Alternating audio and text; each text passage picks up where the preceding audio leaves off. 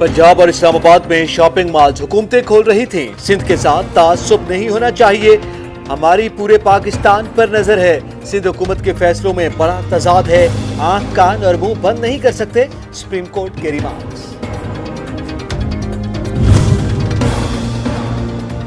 सब लोग सिर्फ पैसे से खेल रहे हैं, किसी को इंसानों की फिक्र नहीं। तमाम तिब्बी आलात पाकिस्तान में ही तैयार हो सकते हैं। स्टील मिल चल पड़े तो जहाज और टैंक भी यहाँ बन सकते हैं।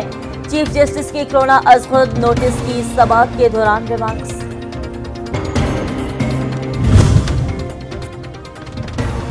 प्राइवेट अस्पताल वाले कोरोना मरीजों से लाखों रुपए बटोर रहे हैं। लवाहिकीन चिल्लाते रहे, मरीज को कोरोना नहीं है। चीफ जस्टिस के दौरान समाअत रिमार्क्स। वफाकी और सूबाई हुकूमतों की कोरोना खतरात पर माहिरीन की टीम बनाने की इस्तदा मुस्तरद कर दी। टिड्डी दल को काबू ना किया तो आइंदा साल फसलें नहीं होंगी। पहले भी टिड्डी दल आता था लेकिन 2 हफ्ते में खत्म कर दिया जाता था। अब क्या मसला है? चीफ जस्टिस के रिमार्क्स।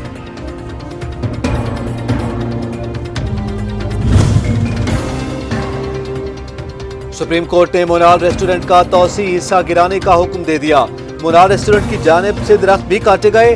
CDA फौरी तौर पर नए दरख्त लगाना यकीनी बनाए। सुप्रीम कोर्ट की हिदायत, मजीद समाअत ईद के बाद होगी।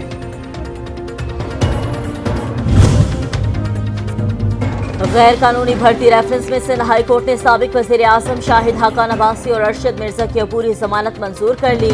5-5 लाख की मुचलके जमा कराने का हुक्म। नायब हुक्काम को गिरफ्तारी से रोक दिया गया।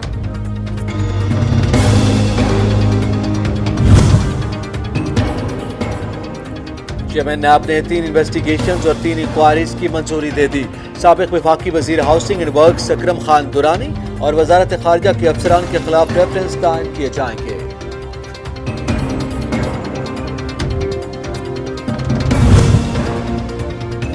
बलोचिस्तान में दहशतगर्दी के 2 वाक़यात में 7 फौजी जवान शहीद। मुल्क दुश्मनों ने FC की गाड़ी को ITY से निशाना बनाया। वाक़यात मच्छर केच में पेश आए।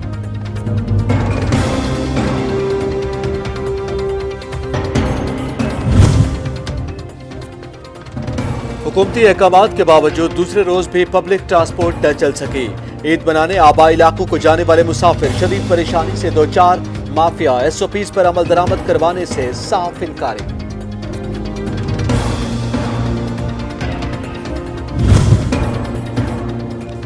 वजीर रेलवे शेख रशीद अहमद कहते हैं SOPs पर अमल दरामद की खुद निगरानी कर रहा हूँ। जरूरत हुई तो पेशावर के लिए एक और ट्रेन का इजाफा करेंगे।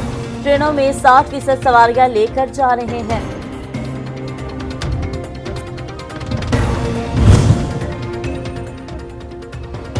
पेशावर से कल से 3 ट्रेनें खैबर बेल, अवामी और जाफर बेल चलेंगी। रेलवे स्टेशन को मुकम्मल सैनिटाइज कर दिया गया। दाखिली रास्तों पर सैनिटाइजर गेट भी नस्ब।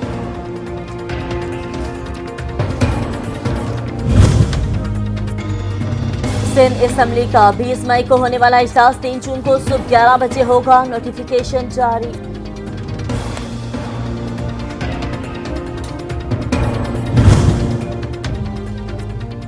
मुल्क भर में कोरोना मरीजों की तादाद 43,966 हो गई। 24 घंटे के दौरान 36 नई अफवात, 1841 नए केस रिपोर्ट, 12,489 मरीज सेहतयाब भी हुए।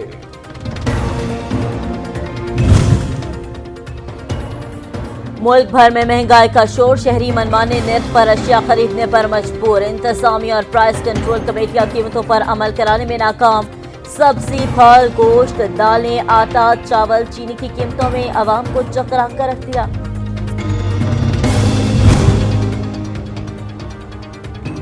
मोदी के मुसलमानों के खिलाफ लगाई आग भारत के कोने कोने में भड़कने लगी। हिंदुत्व के ब्रह्मचारियों ने मुसलमानों को निशाना बनाने के लिए वायरस की वजह भी तलाश कर ली।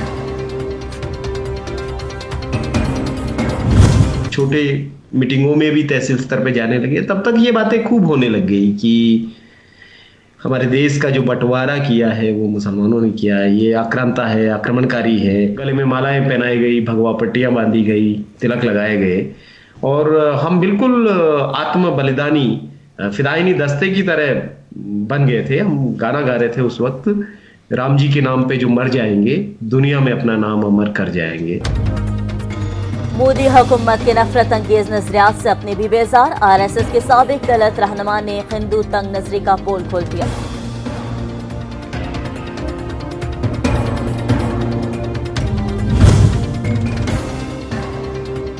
ईरान का इस बार यौम-उल-कुद्स पर साइबर स्पेस टूल्स इस्तेमाल करने का फैसला। अल-कुद्स की शायरी पर मुश्तमिल आज़ाद फ़लस्तीन के उन्वान से बैनुल-अक़वामी मुहिम चलाई जाएगी। शायरों की शिरकत यकीनी बनाने की हिदायत। ये बड़ा एक ज़बरदस्त है। इसमें एक गरीब आदमी को जो भी हस्ब तौफीक उसको है कुछ न कुछ मिलता रहेगा, और हम आम आदमी अवाम से भी यही अपील करते हैं कि वो इसके अंदर हिस्सा लें। अच्छा काम किया है कि उन्होंने जो है सफ़ेद पोश लोगों के लिए ये टोकरी रखी है, एक नेक अमल किया है और उन लोगों के लिए किया है कि जिनके पास अपनी गुंजाइश नहीं थी। इससे गरीब तबका को फ़ायदा पहुँच रहा है। अल्लाह ताला इनकी काविश को कबूल फरमाए।